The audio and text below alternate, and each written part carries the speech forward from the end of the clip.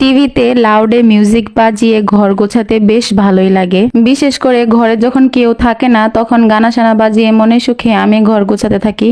আজকে বাসায় কেউ নেই, বিশেষ করে আমার মেয়ে আমার কাছে নেই। ও যতক্ষণ আমার কাছে থাকে আমি আর কোনো কাজ করতে পারি না, সারাক্ষণ ওর পেছনে ছুটোছুটি করতে হয়। আম্মু ওকে নিয়ে একটু বাইরে বের হয়েছে, ভাবলাম এই ফাঁকে আমি গানও শুনবো আর তার সাথে ঘরও গুছিয়ে ফেলবো। ঘর গুছিয়ে কোনো লাভ নেই, আমার মেয়ে চলে আসলে ঘর আবারই অগোছালো হয়ে যাবে। কারণ যাদের ঘরে আমার মেয়ের মতো একটা বাচ্চা আছে তারাই জানে যে ঘর গোছালে ঘর কতক্ষণ গোছালো থাকে। ও সারাক্ষণ দৌড়বে আর এ ঘরের জিনিস ও ঘরে ছোড়াছুড়ি করবে। ড্রেসিং টেবিলের আয়না মুছতে গিয়ে হঠাৎই ফেসের দিকে চোখ পড়লো আর ভাবতে না চাইলেও ভাবনা চলে আসে যে বাবু হওয়ার আগে কেমন ছিলাম। জানালার পর্দা সরাতে গিয়ে জানালা দিয়ে বাইরে দেখলাম যে আজকের ওয়েদারটা অনেক সুন্দর। দেন এখন উঠোনে যাব কাপড় রোদে দেওয়ার জন্য। আজকে আমি কম্বল ধুয়েছি আর আজকে রোদ চলে গেছে। আমার সাথে এরকমই হয়, যখনই আমি কাপড় ধুই তখনই রোদ চলে যায়। উঠোনেও অনেকগুলো কাজ পড়ে আছে, আগে ঘরের কাজ শেষ করব তারপর বাইরের কাজ করব। আমি খুব দ্রুত এই কাজগুলো শেষ করার চেষ্টা করছি কারণ আমার মেয়ে চলে আসলে আমি আর কোনো কাজ করতে পারবো না। এখন আমি এই হাবিলিখানাকে সুরে মুছে সাফ করে ফেলবো। তো গাইস, আমার কথা শুনে বা আমার কাজ করা দেখে কেউ হাসবেন না, কারণ কাজ করা দেখলে কাজের আগ্রহ বাড়ে।